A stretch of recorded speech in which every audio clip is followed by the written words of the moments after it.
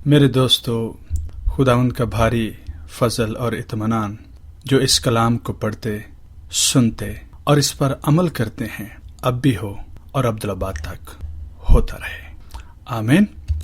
اس سے پہلے کہ ہم مسیح کی آزمائشوں کے متعلق بات کریں، میں ان دوستوں کو سراہنا چاہتا ہوں، ان کے لیے میں خدا کی طرف سے وزڈم اور انڈرسٹینڈنگ مانگتا ہوں، جو کلام کی ایسی باتوں کو جو اب تک بھی بہت سارے لوگوں کے لیے ایک راز ہیں، ایک مسٹری بنی ہوئی ہیں، ان کو خداوند کے ہاں سے وصول کر کے ہم سب تک پہنچا رہے ہیں۔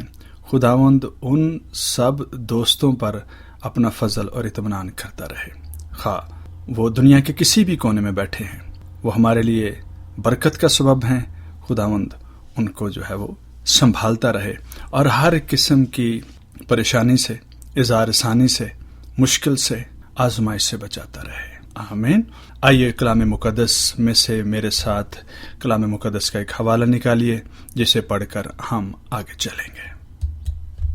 کلام مقدس کا یہ حوالہ یوحنا رسول کا پہلا عام خط، اس کا 2 باب اور اس کی 12ویں آیت سے شروع کر کے ہم 23ویں آیت تک اس کو جو ہے وہ لے کر چلیں گے۔ یوحنا رسول کا پہلا عام خط، اس کا 2 باب اور اس کی 12ویں آیت سے شروع کر کے ہم 23ویں آیت تک ہم اس کو پڑھیں گے۔ میں اس کو پڑھتا ہوں۔ اے بچو، میں تمہیں اس لیے لکھتا ہوں کہ اس کے نام سے تمہارے گناہ معاف ہوئے۔ اے بزرگو، میں تمہیں اس لیے لکھتا ہوں کہ جو ابتدا سے ہے اسے تم جان گئے ہو۔ اے جوانو، میں تمہیں اس لیے لکھتا ہوں کہ تم اس شریر پر غالب آ گئے ہو۔ اے لڑکو، میں نے تمہیں اس لیے لکھا ہے کہ تم باپ کو جان گئے ہو۔ اے بزرگو، میں نے تمہیں اس لیے لکھا ہے کہ جو ابتدا سے ہے اس کو تم جان گئے ہو۔ اے جوانو، میں نے تمہیں اس لیے لکھا ہے کہ تم مضبوط ہو اور خدا کا کلام تم میں قائم رہتا ہے، اور تم اس شریر پر غالب آ گئے ہو۔ نہ دنیا سے محبت رکھو، نہ ان چیزوں سے جو دنیا میں ہیں۔ جو کوئی دنیا سے محبت رکھتا ہے اس میں باپ کی محبت نہیں، کیونکہ جو کچھ دنیا میں ہے، یعنی جسم کی خواہش اور آنکھوں کی خواہش اور زندگی کی شیخی، وہ باپ کی طرف سے نہیں بلکہ دنیا کی طرف سے ہے۔ دنیا اور اس کی خواہش دونوں مٹتی جاتی ہیں، لیکن جو خدا کی مرضی پر چلتا ہے وہ ابد تک قائم رہے گا۔ اے لڑکو، یہ اخیر وقت ہے، اور جیسا تم نے سنا ہے کہ مخالف مسیح آنے والا ہے، اس کے موافق اب بھی بہت سے مخالف مسیح پیدا ہو گئے ہیں۔ اس سے ہم جانتے ہیں کہ یہ اخیر وقت ہے۔ وہ نکلے تو ہم ہی میں سے، مگر ہم میں سے تھے نہیں، اس لیے کہ اگر ہم میں سے ہوتے تو ہمارے ساتھ رہتے، لیکن نکل اس لیے گئے کہ یہ ظاہر ہو کہ وہ سب ہم میں سے نہیں ہیں۔ اور تم کو تو اس قدوس کی طرف سے مسح کیا گیا ہے، اور تم سب کچھ جانتے ہو۔ میں نے تمہیں اس لیے نہیں لکھا کہ تم سچائی کو نہیں جانتے، بلکہ اس لیے کہ تم اسے جانتے ہو، اور اس لیے کہ کوئی جھوٹ سچائی کی طرف سے نہیں ہے۔ کون جھوٹا ہے سوا اس کے جو یسوع کے مسیح ہونے کا انکار کرتا ہے۔ مخالف مسیح وہی ہے جو باپ اور بیٹے کا انکار کرتا ہے۔ جو کوئی بیٹے کا انکار کرتا ہے اس کے پاس باپ بھی نہیں، جو بیٹے کا اقرار کرتا ہے اس کے پاس باپ بھی ہے، آمین۔ اس سے پہلے کہ ہم مسیح کی آزمائشوں پہ بات کریں، 1-2 باتیں مخالف مسیح کے حوالے سے کرتا چلوں۔ مخالف مسیح وہ ہے جو یسوع کے مسیح ہونے کا انکار کرتا ہے۔ مخالف مسیح وہ ہے جو مسیح یسوع کے لیے شک و شبہات میں پڑا رہتا ہے۔ اب مخالف مسیح، یہ مت سوچیں چونکہ میں شک کرتا ہوں تو میں مخالف مسیح ہوں۔ ہر بات کی روٹ کاز کو دیکھنے کی کوشش کریں۔ مخالف مسیح وہ سوچ ہے جو آپ کو اس بات پر یقین کرنے پر جو ہے وہ آمادہ کرتی ہے کہ مسیح یسوع اس دنیا کا نجات دہندہ نہیں ہے۔ مخالف مسیح جب فزیکلی دنیا پر آئے گا، ظاہر ہوگا، وہ ایک وقت مقرر ہے۔ جتنی بھی پیشن گوئیاں ہیں، جتنے بھی دنیا کے حالات ہیں، جتنے بھی دنیا کا جو سٹیج ہے، جو جو جس کی جو شکل بنتی جا رہی ہے وہ ڈائریکشن جو ہے وہ ٹھیک مخالف مسیح کی طرف ہے. لیکن اس سے پہلے کوئی شخص بھی جب اپنے ظاہر ہونے کے دن سے پہلے وہ یا اس کے کارندے یا اس کی فوجیں پہلے ہوم ورک کرتی ہیں.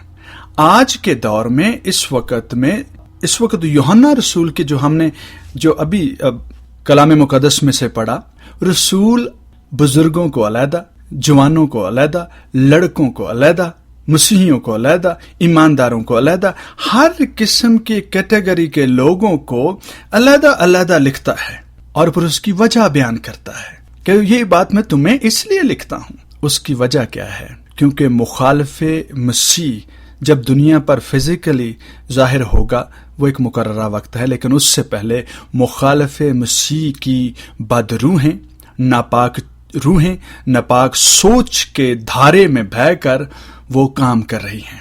ان کی کوشش ہے کہ مخالف مسیح کے آنے سے پہلے دنیا کے لوگوں، ان کے دماغوں میں سے مسیح کی سچائی کو دھندلا کر تاریکی میں بدل دیا جائے، تاکہ مخالف مسیح جب آئے تو اسے خدا جاننے میں، اسے خدا ماننے میں دنیا دیر نہ کرے. ہر وہ سوچ جو مسیح کے خلاف سر اٹھاتی ہے، سوال کھڑے کرتی ہے، وہ در حقیقت آپ کی سوچ نہیں ہے، وہ مخالف مسیح کی سوچ ہے جو کسی نہ کسی طرح سے آپ کے ذہن پر بیٹھ کر کام کرنا چاہتی ہے، تاکہ آپ مسیح کا ہر روز، ہر دوسرے روز، صبح و شام کسی نہ کسی طرح سے جھنجھلا کر، اکتا کر، سوالوں کے جواب نہ پا کر اس کا انکار کرنا شروع کر دیں.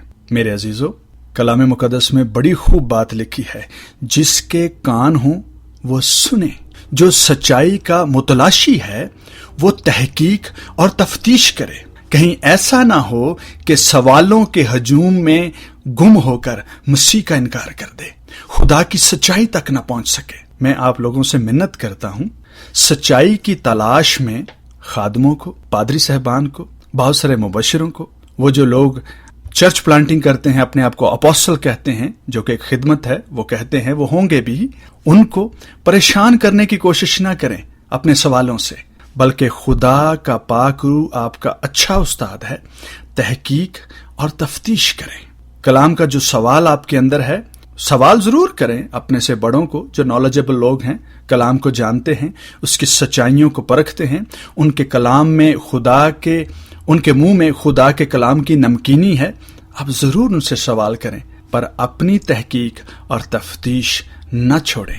جب تک آپ دوسروں کی طرف دیکھتے رہیں گے کہ کوئی آپ کو باتوں کا جواب دے، آپ باتوں کی سچائی تک نہیں پہنچ سکیں گے.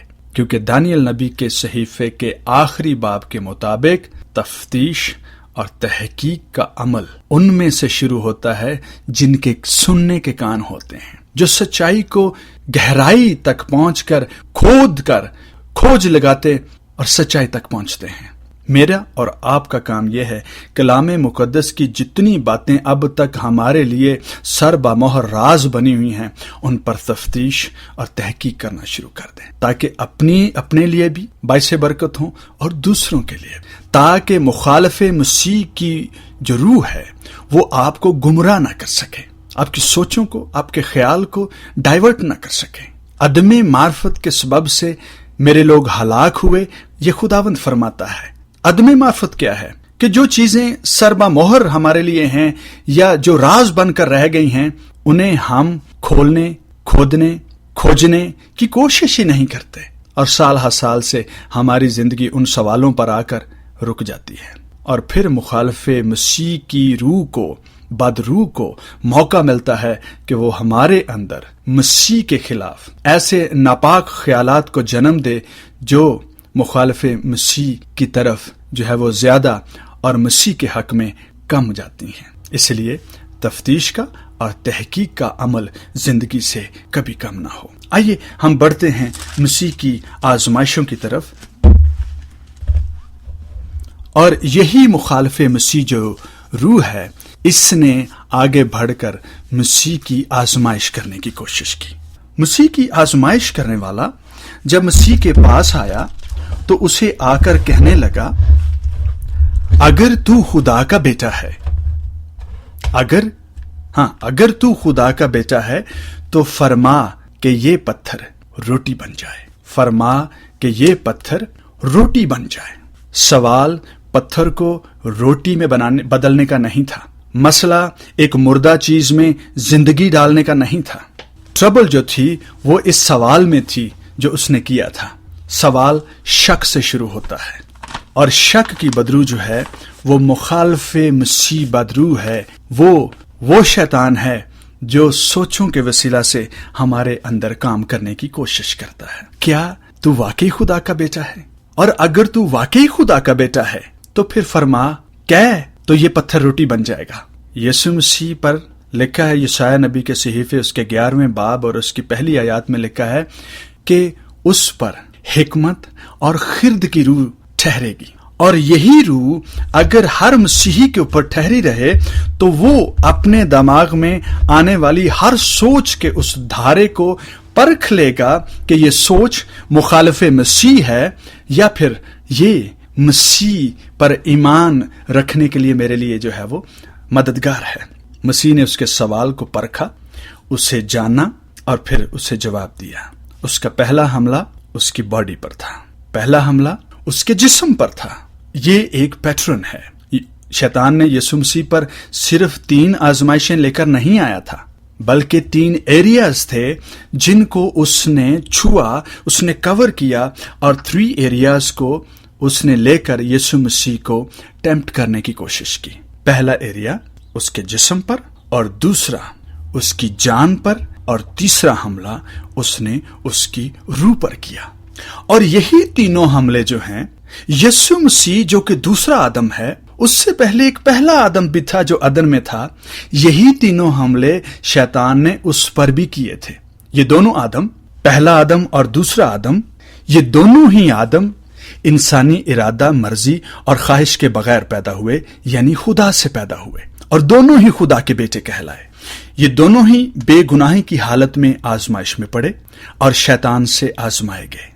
दोनों को जो सवाल किए गए वो भी तकरीबन एक ही जैसे थे। अगर यीशु को उसने कहा कि अगर तू खुदा का बेटा है, तो पहले आदम से उसने यही कहा था, क्या वाकई तुमने ठीक तरह से खुदा को सुना तो था? क्या वाकई खुदा ने तुम्हें मना किया है? उसका सवाल शक से शुरू होते हैं। शैतान के मुखालिफे मसीह की जो बदरू है वो हर बात को सवाल शक से शुरू करती है और ईमानदारों पर हमलावर होती है। दोनों आदमों की जो आजमाइश का पैटर्न है वो एक ही जैसा है। दोनों ही दुनिया में मौजूद थे, पर अफसोस कि पहला आदम सरवाइव ना कर सका। पहला आदम आजमाइश में गिर गया। पहला आदम उसके हथकंडों का मुकाबला न कर सका। अभी हमने ये हवाला पढ़ा, क्योंकि जो कुछ दुनिया में है, यानी जिस्म की ख्वाहिश और आंखों की ख्वाहिश और जिंदगी की शेखी, वो बाप की तरफ से नहीं बल्कि दुनिया की तरफ से है, दुनिया के सरदार की तरफ से है। और पहला हमला उसने उसके जिस्म पर किया कि फरमा कि ये पत्थर रोटी बन जाए, यानी लस्ट ऑफ आईज, आंखों की ख्वाहिश। आंखों की ख्वाहिश क्या है? Lust for outer substance to satisfy inner needs. हम कितनी ही दफा दुनिया में रहते हुए हम अपनी अंदर की भूख को मारने के लिए बाहर की चीजों की ख्वाहिश करते हैं, और ये ख्वाहिश जब हम किसी चीज को देखते हैं तब हमारे अंदर, वो हमारे इमोशंस में, हमारी मर्जी में ख्वाहिश जन्म लेती है। यानी पहली बात जो है वो है लस्ट ऑफ आईज। पहला हमला शैतान ने, अबलीस ने, इस दुनिया के सरदार ने यीशु के जिस्म पर किया, और यीशु मसीह ने उसको बखूबी और 2 टोक जवाब दिया कि इंसान सिर्फ रोटी ही से जीता ना रहेगा, बल्कि हर उस बात से जो खुदा के मुंह से निकलती है। पहले हमले का जवाब मसीह यीशु ने उसे कलामे मुकद्दस से दिया, और यही हमला पहले आदम पर शैतान ने किया था कि क्या वाकई ही खुदा ने तुम्हें मना किया है कि तुम उस दरख्त का फल ना खाना? और इस बात को सोचते ही लिखा है कि वो फल देखने में बड़ा खुशनुमा था। Lust for outer substance to satisfy inner needs. किसी चीज को देखते ही जब आपकी राल टपकना शुरू हो जाए, इसका मतलब है कि आपकी आंखों की ख्वाहिश जो है उसने आप पर काबू पा लिया है। और जब तक कोई शख्स پہلی آزمائش پر غالب نہ